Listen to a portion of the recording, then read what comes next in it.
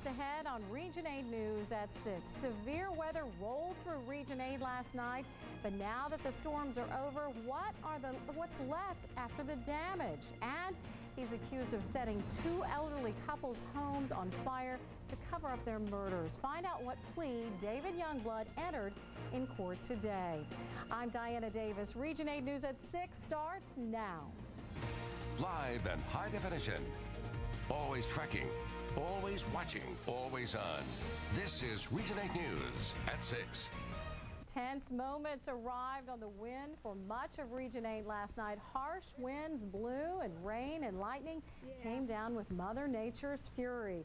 Lots of debris everywhere. Meteorologist Brian McCormick will have more on the damage from last night's storms. But first, we head over to Chief Meteorologist Ryan Vaughn. Is all the rain gone, Ryan? Not all of it, not just yet. You know, southern parts of our viewing area still seeing some thunderstorms, mainly White and Woodruff counties, and we're still watching some storms to the north. Take a look at Storm Track Doppler 8, and you can see the storms are riding right on the county line right now, Woodruff County and in White County. This is from Desert to Griffithville over to Cotton Plant, and these continue to slowly move off to the east and down to the southeast, and that's really all the rain we have right now in our viewing area. That extends all the way down to Star City, Arkansas. But if you notice, we've got some storms just south of St. Louis. Those storms are moving down to the south and may clip parts of Region 8, mainly parts of southeast Missouri. Now, rainfall-wise, we had some pretty good rainfall. Andrew Sloan picked up about an inch in 8.3, so almost 2 inches of rainfall. Temperatures today have been a little on the warm side. We're in the mid-80s now, and it's muggy. However, lower humidity is going to be coming in for tomorrow. Coming up, we'll have a look at your 7-day forecast. Thank you, Ryan. Region 8 only suffered minor damage during the overnight storm. Meteorologist Brian McCormick has been surveying storm damage all day, and he joins us now live. Brian, how bad is it looking out there? Well, Diana, even though it's quiet outside right now, you can see the storm damage is quite massive. Lots of severe weather rolled through Craighead County and Jonesboro last night, packing severe winds in excess of 60 miles per hour. And you can see by the business here along Highway 49 what those straight line winds did. All that is left of a rooftop here, the wind peeled it back, and all that is left is twisted steel and shattered lumber. Those straight line winds knocked over many trees, blocking sections of road, including Highway 141. Crews with the Highway Department were on the scene early and finished up shortly before noon Monday. Craighead County OEM Coordinator David Morris says minor storm damage was reported throughout the city and much of the county. We were getting a lot of funnel cloud, possible tornadoes, things like that. We never did get any real good confirmation on most of them, but what we did start seeing county-wide pretty much was a lot of high wind damage, straight line winds. Power outages were reported throughout the city. Most of them were due to trees falling and heavy wind. Even a 1,000 square foot section of roof was ripped off a local business along Highway 49. We had substantial winds, at least 60 to 70. I think we're fortunate we didn't have any more damage than what we did have. Torrential rains flooded many low-lying areas, slowing progress for power crews and utility workers. I feel certain we still got some down power lines. We've got all our roadways clear as far as I'm aware. But we've got crews out there. And don't forget, in times of severe weather, if you're not next to your TV or your radio, but you have your cell phone available, go ahead and go onto your app market and download Storm Track 8 straight to your cell phone. You can also sign up for text alerts by logging on our website, KAIT8.com. Live in Jonesboro, Brian McCormick, Region 8 News. A man accused of murdering 4 elderly people in Ripley County has pleaded guilty to all new tonight at 6. David Youngblood pleaded guilty to the murders of Lloyd and Irene Pyatt and Ed Atkinson and Bonnie Chase in court today. The couples were found dead inside their home, set on fire in June and July of 2010. The judge sentenced Youngblood to life in prison on 4 counts, all to be served consecutively. In Mississippi County, 2 people are dead and 2 others hospitalized after their car flipped over in a field. The accident happened at the intersection of Mississippi County Roads 230 and 647. According to the Arkansas State Highway Patrol, the car was traveling south on 230 when it left the road, slid through a ditch, and eventually flipped over before landing right side up in a field. Investigators say none of the 4 people were wearing seat belts.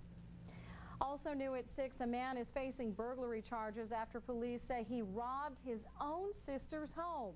Forest City Police say they found 41-year-old Donald Anderson with several of his sister's belongings worth about $2,700. Anderson's sister told police she thought her brother may have been involved with the crime. Police have charged him with residential burglary. New details out of Truman tonight, where the teen arrested for a fatal fire earlier this year will be charged as an adult. According to Truman Police, 17-year-old DJ Wade is facing negligent homicide and 2 counts of endangering the welfare of a minor charges as an adult. Wade is facing the charges after this fatal duplex fire killed 13-month-old Blake Pierce and injured his twin brother Drake and older brother Robert. In Pemiscot County in court today, a judge continued Deontay Williamson's case to June 25th. This according to the Pemiscot County Prosecutor's Office. Williamson is accused of killing Caruthersville officer Evan Burns. According to police, Williamson killed Burns when Williamson drove his vehicle into Burns' police cruiser in August of last year. Williamson faces a first-degree murder charge. Clay Waller was also in court today facing murder charges. He appeared in a Missouri courtroom today on murder charges relating to the disappearance of his wife, Jackie. Jackie went missing just over a year ago. Back in April, prosecutors filed charges against Clay Waller in connection to her alleged death. The judge set Clay Waller's preliminary hearing for July 25th. A Texas man was supposed to celebrate his 80th birthday with his family in Chicago Saturday, but tonight there is still no sign of the missing man. At this hour, Arkansas State Police's silver alert for Andrew Hackereed remains active tonight. According to Amtrak Railroad Police, Hackereed was last known to be at the Amtrak station in Little Rock. His family has placed flyers at the Walnut Ridge Amtrak station. If you know of Hackereed's whereabouts, call your local police.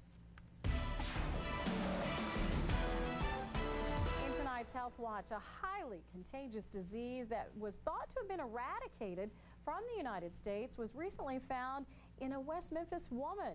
Allison Munn joins us now. And Allison, how did the woman get the measles? Well, Diana, the 52-year-old returned to Arkansas after a 3-month trip to India and brought with her the measles, but it wasn't until after she visited 4 other Arkansas towns that she was diagnosed.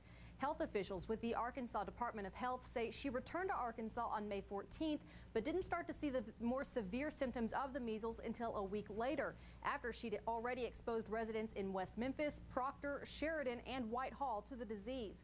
Family practitioner Dr. Shane Spite says in this day and age, because they don't see measles often, it's usually confused with the common cold. A lot of common symptoms that most people have during cold or flu season, and you may not even know it until you break out with a rash. Many healthcare providers and doctors may not even recognize it initially because it's so rare. And while there is no specific treatment for the measles, Dr. Spite says they are easy to protect against. Coming up tonight on Region 8 News at 10, hear why he says there's been a dramatic increase in measles cases across the United States in just the past 10 years. Allison Munn, Region 8 News. Thank you, Allison. A Region 8 Wellness Center is working to help children and their parents get healthy. NEA Baptist Charitable Foundation Center for Healthy Children is kicking off its program, My Summer Success. This program focuses on not only a child's physical health, but their well-being. We try to teach them a well-rounded, healthy lifestyle through proper nutrition and exercise. And on every Friday, we will teach them self-esteem courses. A lot of these children struggle with their having a good self-esteem, so we try to uplift them a little bit. The first session runs June 4th through the 22nd, and Martinez says parents are welcome to attend the classes and learn about good nutrition. The second session will take place June 25th through July 13th. Martinez says there are still a few slots available for the second summer session. Well, Arkansas State University's Continuing Education Community Outreach Program is holding a series of events during their summer camp. Today, children attended a garden tea party. Garden Tea Party Director Allison Fletcher says kids are having a great time learning something they'll continue to use. You'll use this from their age now all the way to their older, even to their, old and gray, they'll still use some of these activities. Additional tea parties and many other events are coming. Log on to our website for more information. And just ahead on Region 8 News at 6. When you call 911, the operator gets quite a bit of information, but they're getting smarter. I'm Keith Bowles. I'm going to tell you what that means. Plus, the Razorbacks are in their third Super Regional in the last 4 years. You'll hear from head coach Dave Van Horn later in sports. Region 8 News at 6 is sponsored by Kavanaugh Hyundai and Roller Farmers Union Funeral Home.